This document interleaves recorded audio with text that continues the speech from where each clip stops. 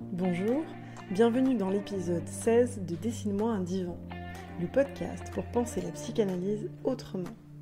Je suis Candice Medina-Maro, créatrice de ce podcast, dans lequel je vous invite à des explorations en terre analytique. Comme les plans sont faits pour être régulièrement ajustés, j'ai choisi de ne plus organiser le podcast en saison, mais de diffuser les thématiques au fur et à mesure que je les écris et les enregistre.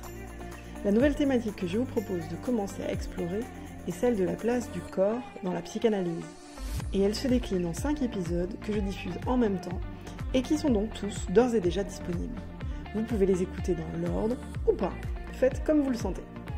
Dans l'épisode d'aujourd'hui, je vais tenter de définir ce qu'est un corps, parce que ça a l'air évident, mais comme toujours, à y regarder de plus près, ça ne l'est pas tant que cela.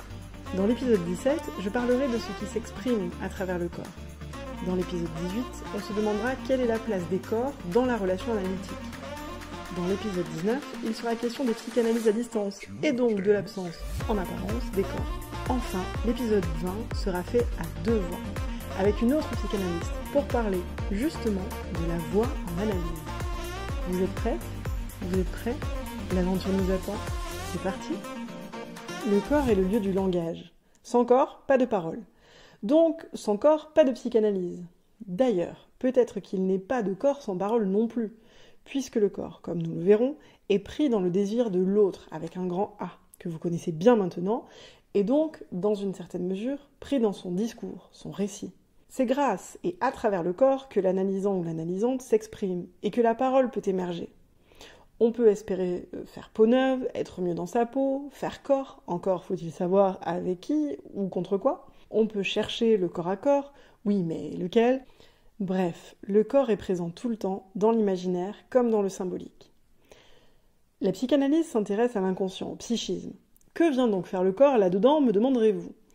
En un sens, j'ai envie de vous dire que là n'est pas la question, puisque le corps est à l'origine de la psychanalyse, et il en est l'un des acteurs privilégiés et indispensables. Mais avant toute chose, de quoi parlons-nous quand on parle de corps ?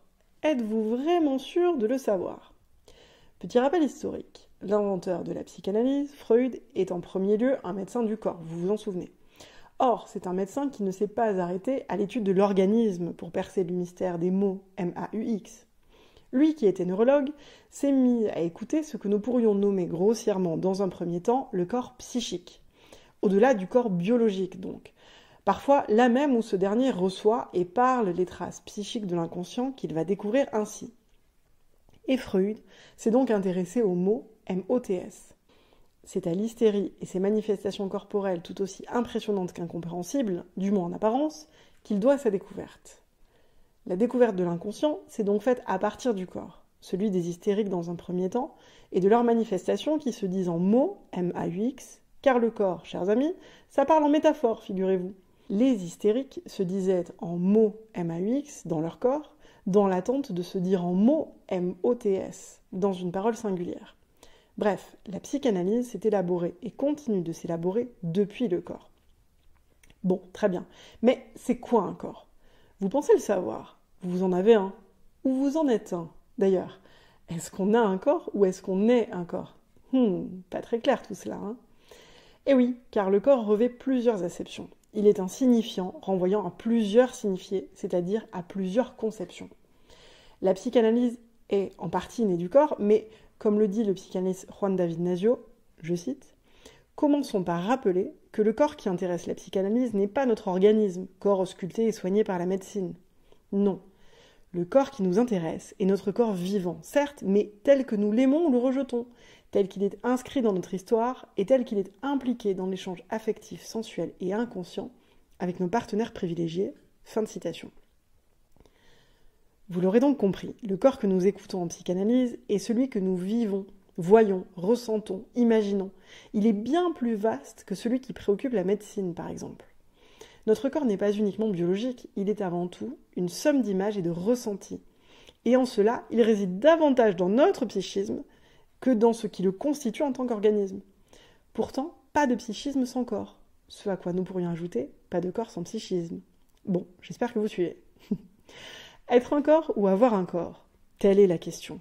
Ai-je un corps ou suis-je un corps ? Si vous tendez l'oreille, vous remarquerez qu'il n'est pas rare de parler de notre corps à la troisième personne. comme s'il s'agissait d'une entité autonome qui nous est familière, intime certes, mais étrangère également. Extime donc. Aussi surprenant que cela puisse sembler au premier abord, notre corps n'est pas notre moi. Ce dernier est la somme de toutes les identifications du sujet et non la somme de tous les corps que nous avons. Notre corps n'est donc pas celui que l'on croit avoir, et il ne correspond jamais à ce que les autres en voient. Il n'est pas cet organisme fait de chair et d'os, mais il est ce que nous voyons, percevons, sentons de lui, et donc il est loin d'être un corps ressenti et vu comme unifié. Et oui, notre corps est d'une certaine manière composite. Bébé, il semblerait que nous percevions notre corps non pas comme un ensemble tel que nous pourrions le voir dans un miroir, mais comme des éléments séparés, un fourmillement de sensations. Il suffit d'observer un tout petit, voir combien tout à coup la découverte de ses mains ou de ses pieds le ou la fascine. Il les observe ou elle les observe avec le plus grand intérêt, comme s'il s'agissait d'un élément extérieur. Lacan a proposé une théorie qu'il nomme le stade du miroir, qui est tout à la fois un moment et une étape dans le développement de tout individu, selon lui. Lacan le situe entre 6 et 18 mois, lorsque l'enfant se reconnaît pour la première fois dans le miroir. Lui ou elle, qui se percevait comme morcelé, se découvre entier ou entière. Et elle s'identifie alors à une forme humaine et se distingue en tant que lui-même ou elle-même, et elle se sépare de l'autre éventuellement présent qui le ou la tient dans ses bras ou le ou la désigne. Le fait est que notre corps, tout autant que notre inconscient, nous est finalement assez étranger. On ignore ce qui s'y passe. Et malgré le fait qu'il semble être intime, on est quand même avec toute la journée, toute la vie, notre corps est extime. D'autant que nous en avons une perception, comme je le disais, souvent davantage morcelée qu'unifiée. D'autant plus en cas de résurgence de mémoires traumatiques, de moments de dissociation qui sont tout autant psychiques que physiques. Le psychanalyste Nasio dit, je cite à nouveau, « Pour ma part, je me considère assujetti à 2 maîtres indissociables, aussi puissants l'un que l'autre, tous deux unis pour me gouverner. L'un est le corps, exigence impérieuse à laquelle je ne puis me dérober. L'autre est l'inconscient, agent invisible et silencieux qui impose sa loi. » Fin de citation. Notre corps est donc une somme d'images, de perceptions et de sensations qui tissent un costume d'arlequin. Notre moi est le valet de 2 maîtres, notre corps est notre inconscient. Petit clin d'œil aux théâtreux et théâtreuses. Mais ce n'est pas tout, car notre corps est un corps de relation. Il est investi par celles et ceux qui s'en sont occupés lorsque nous étions bébés et jeunes enfants. C'est d'ailleurs le corps du bébé qui est déjà un corps éminemment relationnel. On imagine combien sont décisives pour notre construction psychique les manières dont les autres ont investi notre corps, dont ils s'en sont occupés. Notre corps parle de la manière dont nous avons été aimés, tenus, soutenus ou pas. Ce qui renvoie au handling et holding de Winnicott, pédiatre et psychanalyste britannique. Le holding contient le bébé humain, le soutient, lui permet de sentir ses contours. Le handling lui permet de se distinguer de l'autre grâce aux soins que son entourage lui prodigue. Les deux, holding et handling, sont tous deux nécessaires pour que l'enfant se développe le plus harmonieusement possible.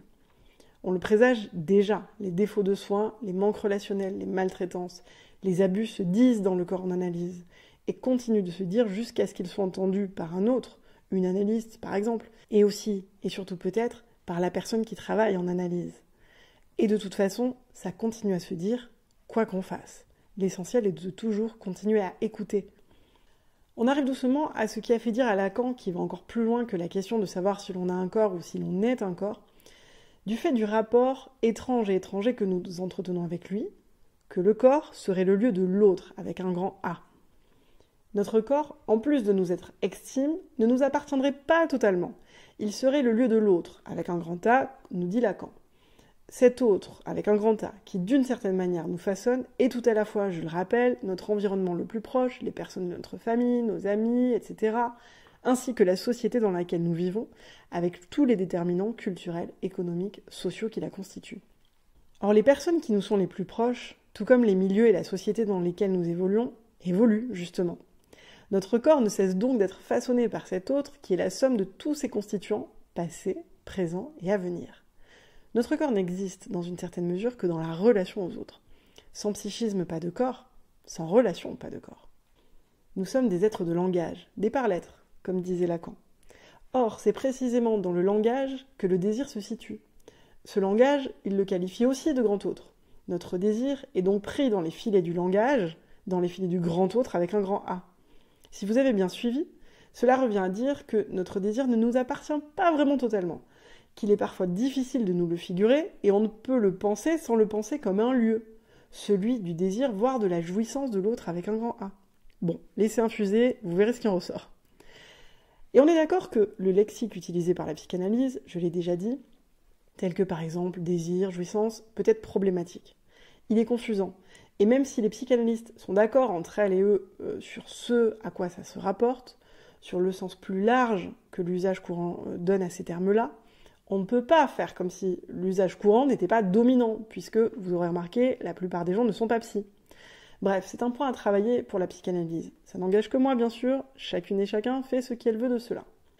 Pour en revenir au corps, cela signifie également, comme le dit Nasio, que les images inconscientes du corps sont également structurées comme un langage. Être de langage, nous sommes pris dans des chaînes signifiantes, et notamment dans celle de l'autre, toujours l'autre avec un grand A. Petite anecdote, que ce soit un nez, un ventre, un épi dans les cheveux, la forme des yeux, etc., ces particularités physiques en viennent à devenir des signifiants représentatifs du sujet, qui modèlent la représentation qu'elle s'en fait, qu'elle se fait de ce corps et de lui-même ou d'elle-même. Ainsi, le corps est un lieu de parole. À travers lui, à partir de lui, avec lui, on dit bien des choses. Et c'est ce dont on parlera lors du prochain épisode. Je vous propose qu'on ponctue là-dessus, et d'ici la prochaine fois, je vous souhaite de belles explorations.